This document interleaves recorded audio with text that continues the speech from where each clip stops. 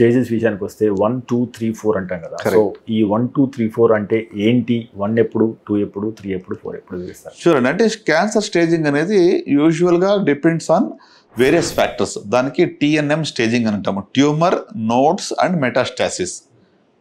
Tumour size బట్టి T stage అంటాము. Nodes అంటే లింఫ్ నోడ్స్, ఈ యొక్క ట్యూమర్ని డ్రైన్ చేసే లింఫ్ నోడ్స్ ఉంటాయి బాడీలో. ఇప్పుడు మనకు టాన్సిల్స్ అయింది అనుకోండి, నెక్లో లింఫ్ నోడ్స్ తగులుతుంటాయి. చిన్నప్పుడు చాలా మంది పిల్లలకి ఇన్ఫెక్షన్ వచ్చినప్పుడు కూడా లింఫ్ నోడ్స్ తగులుతుంటాయి. అట్లనే ట్యూమర్ స్ప్రెడ్ అయినప్పుడు లింఫ్ నోడ్స్ ఎన్లార్జ్ అవుతాయి. సో నోడ్స్ లింఫ్ నోడ్స్కి వెళ్ళిందా లేదా అనేది N స్టేజ్. M అంటే మెటాస్టాసిస్ డిస్టెంట్, అంటే దూర ప్రాంతాలకి జబ్బు పాకిందా లేదా. ఫర్ ఎగ్జాంపుల్ లంగ్స్లోకి పాకిందా, బోన్స్లోకి పాకిందా, లివర్లోకి పాకిందా అనేది మనం చూస్తూ ఉంటాం.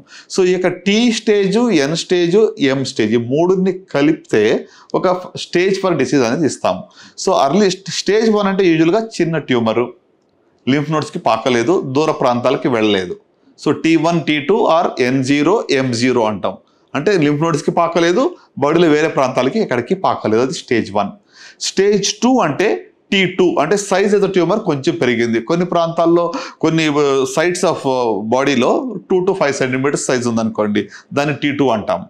లెస్ దాన్ 2 సెంటీమీటర్స్ T1 అంటాము.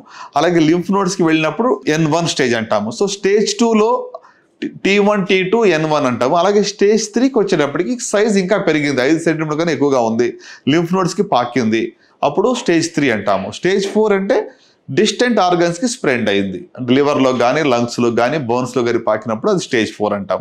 సో ఓవరాల్గా 4 స్టేజ్లు ఉంటాయి. డిఫరెంట్ సైట్స్కి డిఫరెంట్ క్రైటీరియాతో దాన్ని స్టేజింగ్ చేస్తాం. మీరు తీసుకునే అదే మందులు, అదే నాణ్యమైన మందులు మెడ్ ప్లస్ బ్రాండ్స్ పై సగం ధరకే.